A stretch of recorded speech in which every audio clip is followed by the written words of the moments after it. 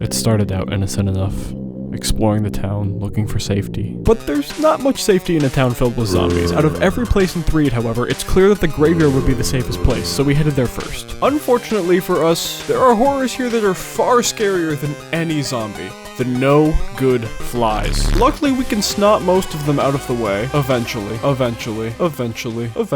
Emphasis on most. And there's zombies here. I didn't expect that. Luckily, they don't seem the attacking type as they just want to stare at us, which is significantly scarier, actually.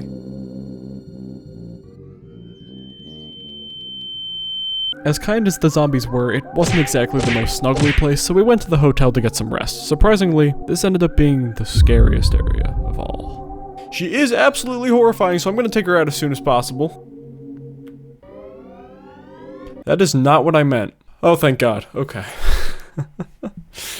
Seems like we're in a much safer place now. Paula seemed to disagree though, as her cries for help reached all the way to Winters, where she called for a friend named Jeff, directing him to head south to help break us out. This is Jeff. He lives in Snowwood boarding school, rooming with his best friend Tony. His high IQ stat proves that he is extremely intelligent, and while his stats are rather good actually, it's his items that unleash his true potential. The ruler is an item that I've never once used, but the bottle rockets, coming in sizes such as big and multi, are some of the most powerful items in the game, dealing hundreds of points of damage even in this early game. Tony prevents us from progressing, yet he comes along anyway with no persuasion whatsoever. So obviously there's some problems with just going south. There's not quite a way to go anywhere, really. However, many of the boys at the school speak of a rumor of a mythical creature named Tessie who swims in the waters that we need to cross. Luckily, there are plenty of cookies that were meant to be for Tony's birthday party, so maybe we can use those for Tessie to convince her to help us. And after grabbing some defensive items and a gun out of the lockers, we should be able to easily go on our way. Assuming Tony is okay. Tony is indeed okay, and he's actually being a great help in helping us get over the gate. We will indeed be best friends forever. However, that doesn't mean we can't get an immediate replacement, so after buying a pack of bubblegum, we can now feed it to this monkey, and Bubble Monkey is now on our team. With the best party member in the game on our team, we should have no problem heading south. Absolutely no problems. So here we are at the body of water. And, Jeff's a little too hungry to give up any cookies, I think. So I think our best option might be to let the monkey swim across? So it seems the monkey does have a plan.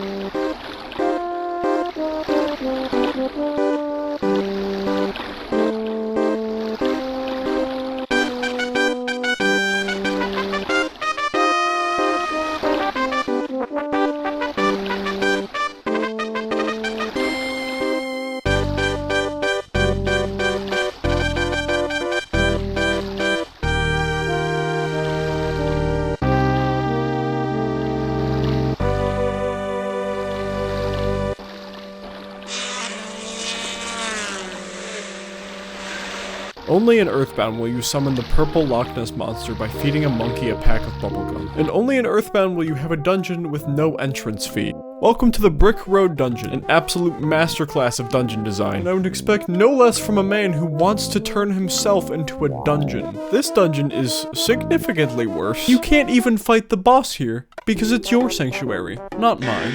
And worst of all, it ends with Bubble Monkey finding a mate. Now we only have the best party member in the game on our team. However, we seem to have found ourselves in a very nice lab, and Jeff's dad is here. This is actually what Paula was referring to when she said south, not whatever south of here, which is probably nothing. But somehow she knew that Dr. Adnet's made a thing called the Sky Runner, and with it I will be able to return to my father in about 10 years or so when I want to see him again. I'm gonna leave him to his very complicated math that he has on the whiteboard. Apparently that was complicated enough to build the Sky Runner. And we're off. Smooth. Using Jeff's bad key machine, we were able to escape back to the safety of a graveyard. The town was still far from snuggly though, as Lord, this guy will probably last about, let's say 40 seconds. 132 damage. That is far more than any amount of damage that any of my other characters can do, which is unfortunate because I actually forgot to buy more bottle rockets. So this guy lasted a little bit longer than 40 seconds, but he still wasn't that big of a deal. And as a reward for defeating the boogie tent, we are gifted a jar of fly honey, because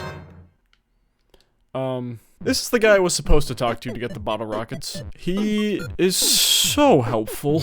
So helpful, in fact, that I'm going to stock up almost entirely on bottle rockets. From here, there's not much difficulty left, except for depositing my money correctly into this stinking annoying too much. That was a good one. I entirely lost my train of thought. We're gonna make the floor sticky. Apple Kid came up with this wonderful new invention of zombie paper. It's like fly paper, but for zombies. This paper will get rid of all of the zombies that are terrorizing the area, and it will be delivered by the mock pizza man. So all we have to do is kind of just walk around, and he'll kind of show up like...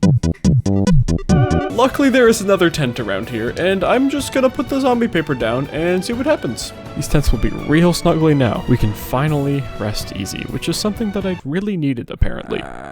Well, it certainly looks much brighter outside, so hopefully what did I do wrong? Nothing actually. The zombies are all gone. Or so I thought. It turns out there were quite a few monsters that avoided our trap, and these ones were the most dangerous of all. I think I found what was terrorizing the town. You know, if that started happening in my town, I'd be pretty scared as well. I wasn't too scared at first. I could snap my way through most of this and would encounter minimal enemies, but my confidence shook quite quickly.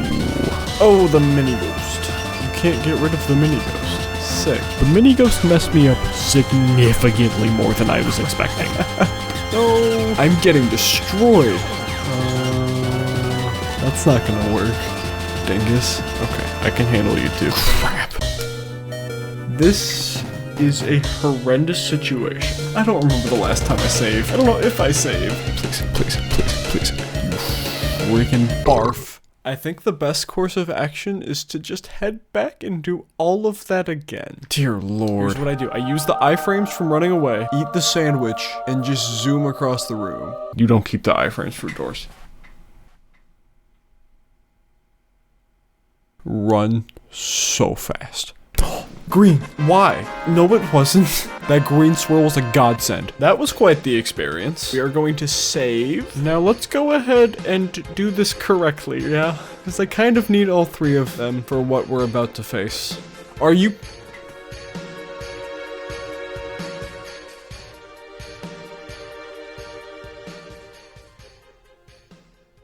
I am absolutely speechless. Gyork indeed, my friend. I am now going to take out all of my anger on this guy with it.